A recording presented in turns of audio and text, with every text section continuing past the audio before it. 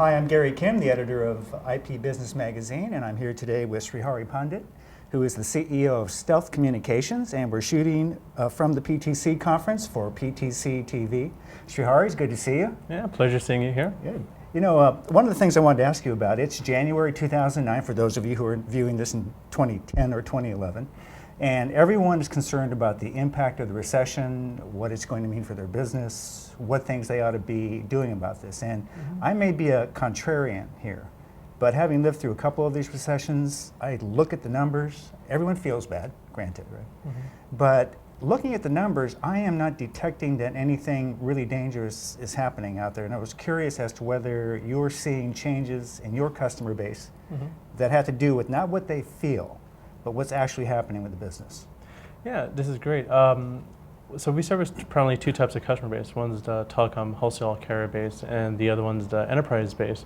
And from both of these customer bases, we have not seen any real major impact to their businesses whatsoever. In fact, on the other hand, we've seen growth, very strong growth from both sides of the business, from the telecom wholesale and also the enterprises. More than anything else, I think the recession just seems more of an emotional feeling more than anything else. But in terms of them hiring or spending more, we haven't seen any change on that factor. That's really important.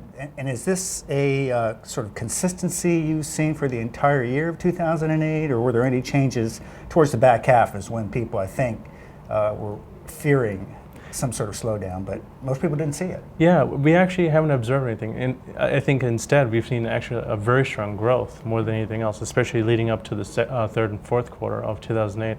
And just a couple of weeks of 2009, it's been shown pretty strong for us too as well, in terms of sales for data products, like the financial medium product and the voice peering fabric in particular. Now, in terms of this growth, are you seeing growth in any particular product lines, any particular verticals? What's the pattern there? So on the voice peering fabric, we've seen some pretty decent growth on that product. So in 2007, we processed approximately just over 200 billion minutes of voice traffic.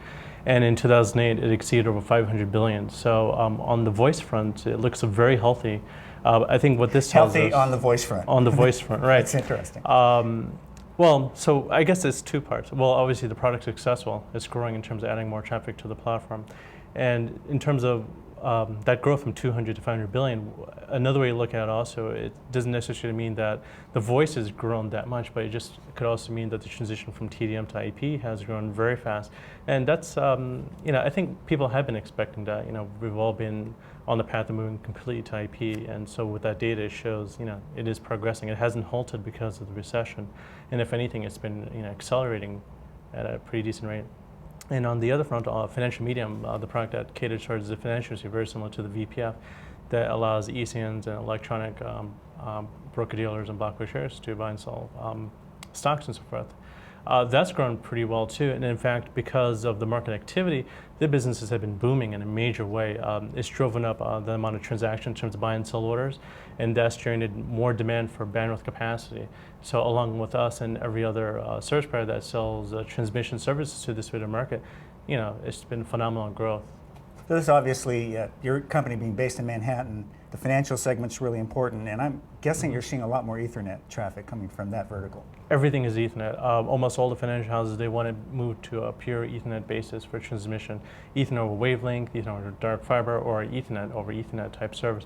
A lot of them have already seen the performance enhancements by moving to Ethernet compared to TDM, because when you're routing IP over TDM, ultimately it's converted back over to Ethernet, so you have that serialization and deserialization, and that adds to latency. When you move to Ethernet, it's just IP right over Ethernet. You don't have that extra conversion process that you have with TDM. So for them, by moving to Ethernet, not only are they getting access to more bandwidth at a lower cost, but in terms of the milliseconds, in terms of speed improvements, it's huge. So that means their profitability is there, especially when they have an edge, over others in terms of speed of executing transactions. Yeah. Now, normally when people hear Ethernet, they're probably thinking bandwidth, scalability of bandwidth. But for the financial vertical, I'm thinking the latency is probably even more important than the bandwidth. That's correct. 1 millisecond can either make or break, the firm in terms of its success in terms of arbitraging the different ECNs. So it's actually, in this case, latency is directly related to the core business process, which is we trade. Correct. And it's dependent on speed. Latency, therefore, introduces delay, and you don't want the delay. So it's really core business process you're talking Correct. about. And what's interesting about serving the financial industry is they're not really price sensitive.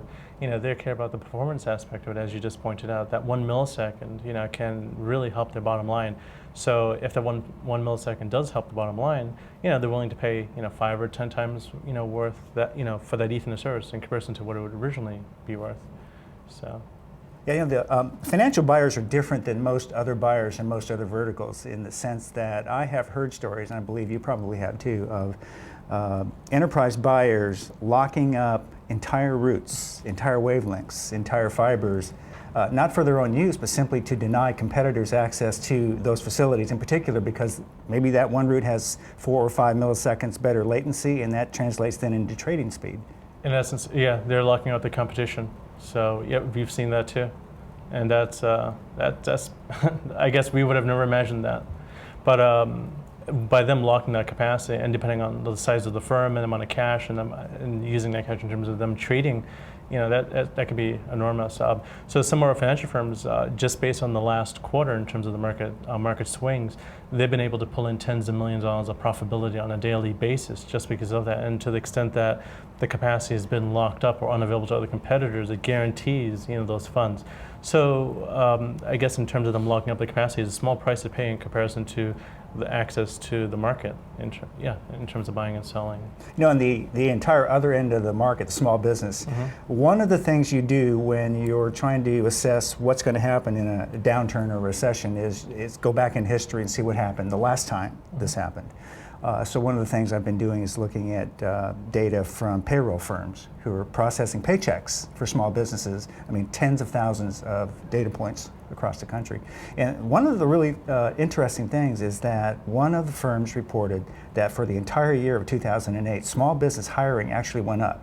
The payrolls they were processing were increasing the entire year during this recession. Now, granted, the rate of increase has slowed through the year, but this is one of those data points that people, I think, need to pay attention to, and that is if you are serving the small business part of the business, that segment may be doing a lot better than we think.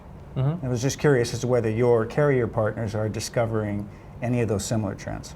A lot of the carriers that we're working with, they're still hiring, but I think at a much more reduced pace. And some of them might have been at a freezing halt.